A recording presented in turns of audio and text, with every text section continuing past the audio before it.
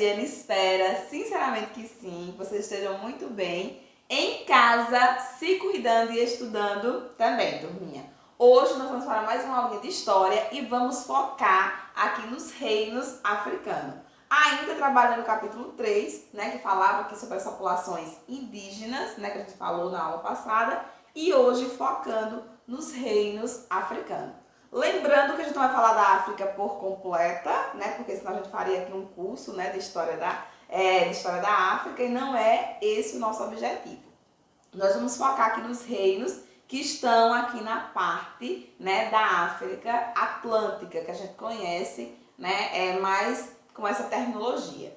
E aí a gente vai focar nesses reinos e na participação deles aqui na cultura brasileira, ok? Então fiquem com a explicação da prova.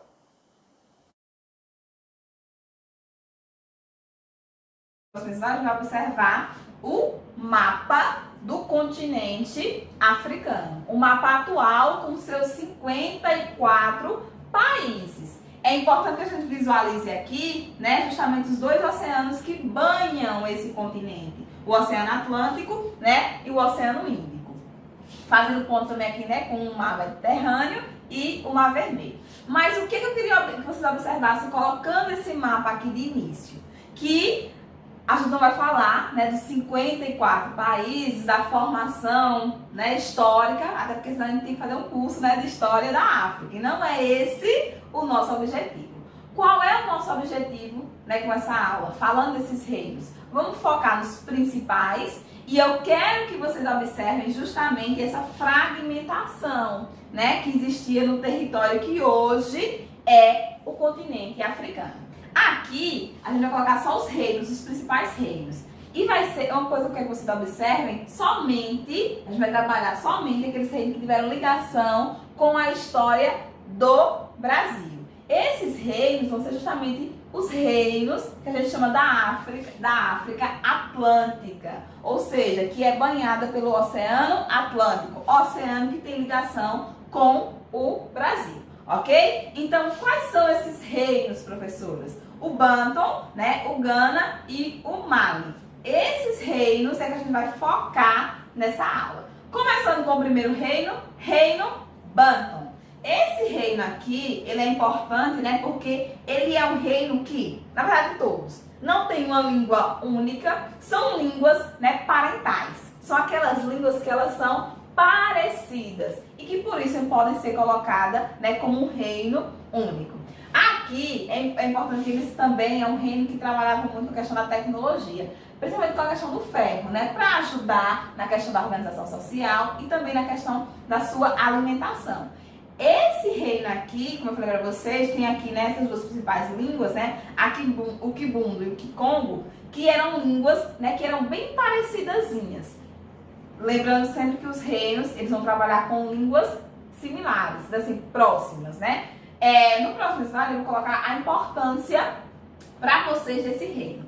Esse reino aqui, gente, ele vai ser, né, o segundo contingente populacional de negros que vem para o Brasil. Vão perder apenas, né, para o que a gente vai ver daqui a pouquinho. Então, eles deixaram várias influências pra gente. O candomblé, né, em tipos de religião, a própria capoeira. Então, foi criado justamente pelos povos trazidos desse reino aqui.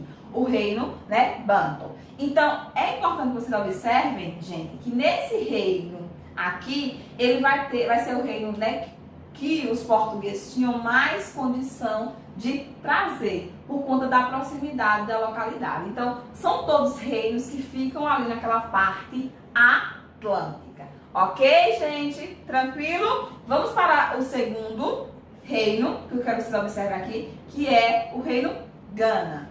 Esse reino aqui, a gente vai encontrar próximo ali da região do Congo, né, do que hoje a gente tem o Congo. Esse reino aqui, ele é um dos mais antigos da África inteira, portanto, tem uma história muito fundamental e que eles trouxeram para o Brasil. O maior contingente de negros, né, vem realmente desse reino aqui. Outro fator interessante que eu quero que vocês observem aqui é que esse segundo reino aqui, gente, ele traz pra gente muito das características que a gente tem hoje. O Brasil, né, só lembrando, ele vai ser o lugar onde a gente tem o contingente, né, o maior contingente de negros fora do continente africano. E a maior parte desses negros vem justamente dessa tribo aqui, desse reino aqui, né? Eles habitavam principalmente a região sul, né, do que hoje é conhecido, né, principalmente pela Mauritânia e o Congo, né? É importante que vocês observem essa localização, porque ela vai influenciar, inclusive nos costumes, porque é uma partezinha, né, mais fresca. Então tem esse colorido a mais.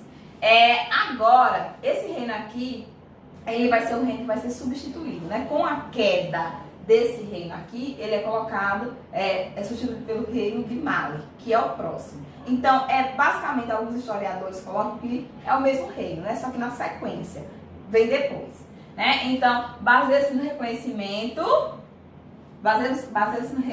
de tributos e impostos. Todo o povo que ele dominava, turma, eles colocavam uma grande tributação de impostos, impunham, né, colocavam para esse povo que eles tinham que realmente pagar uma grande quantidade de impostos. Então é bem interessante aqui que a gente observa essa rigorosidade. Deixaram vários legados, né, para a nossa cultura, a cultura brasileira, né, e foi a última barreira aqui, quando a gente estudou o povo, né, a questão do crescendo islamismo. O islamismo foi sim para a África e ela vai ser a última barreira a ser vencida, né, pelos povos islâmicos, naquela conquista, naquela expansão islâmica ali pela África, ok? Então vai ser a última barreira que eles vão ter que ser, né, que o islamismo vai ter que vencer para chegar ao continente africano.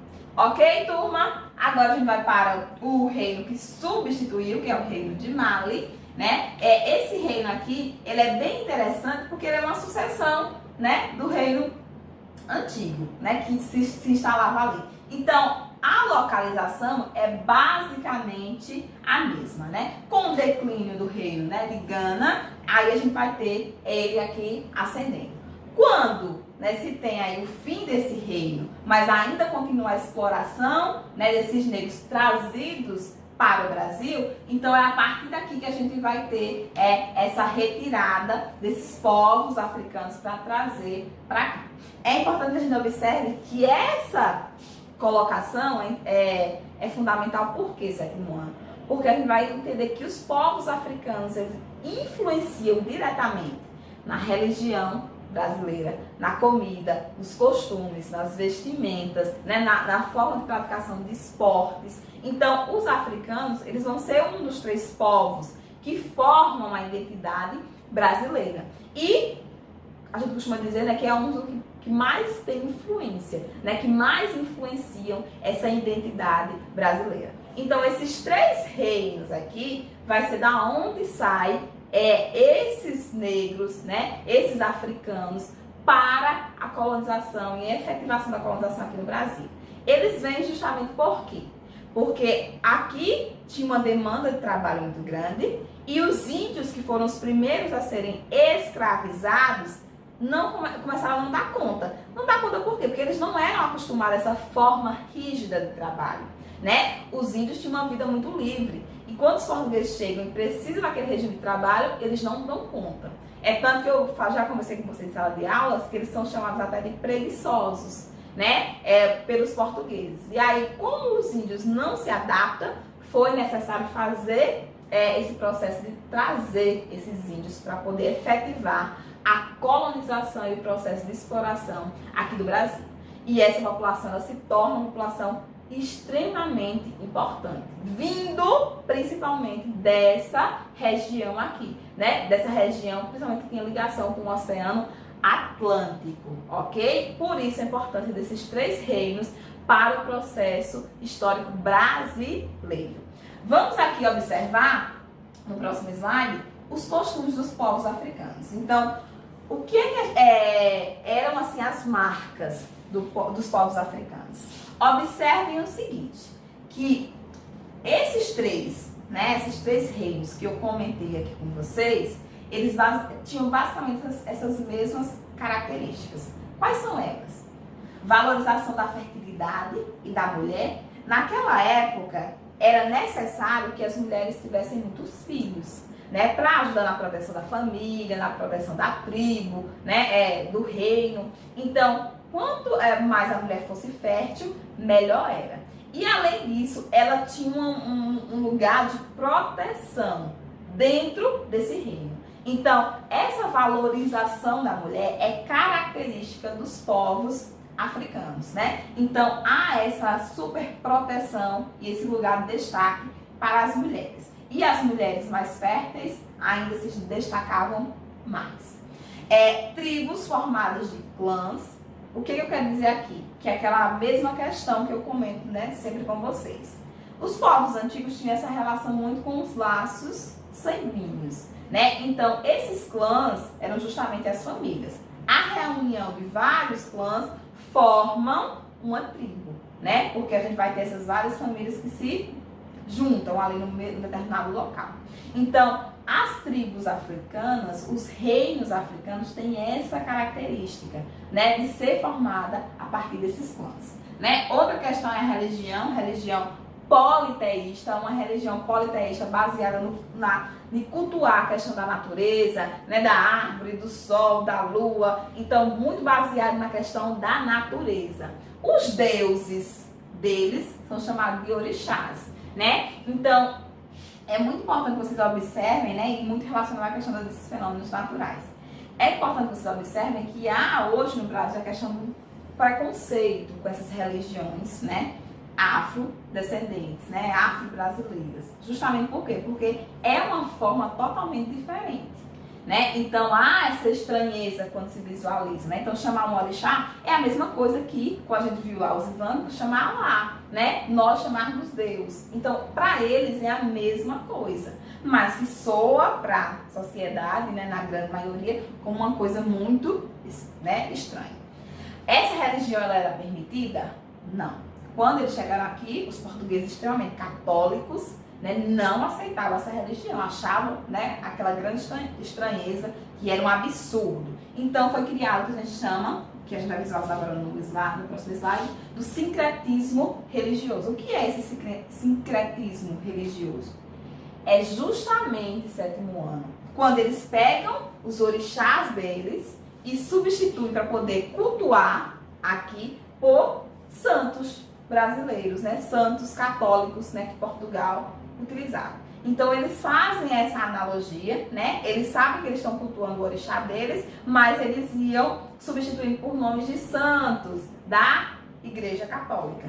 Para quê? Para conseguir fazer isso, até porque essa religião desses negros era extremamente reprimida, não era permitida. Então, esse sincretismo justamente era isso. Eles invocavam o seu Deus, né, o seu orixá, né, africano, a partir da forma de santos católicos. Então, isso se deu um nome, acabou misturando, né? E aí, por isso surgem as religiões afro-brasileiras, né? Candomblé, Umbanda, porque são religiões que sofrem a influência, né, do que a gente já tinha aqui no Brasil com o que veio da África. E aí, dentro desse processo de sincretismo religioso. Tranquilo, sétimo ano. Só era para finalizar, a gente já tinha visto a parte, né, indígena, era só para finalizar agora com essa questão africana. E eu espero sinceramente ter ficado claro, até porque o conteúdo dele é bem, né, sintetizado, resumido, só realmente colocando essa importância dos africanos para o Brasil. Não é o estudo dos reinos, né, todos da África. Ok? Beijo no coração, até a próxima aula. Tchau!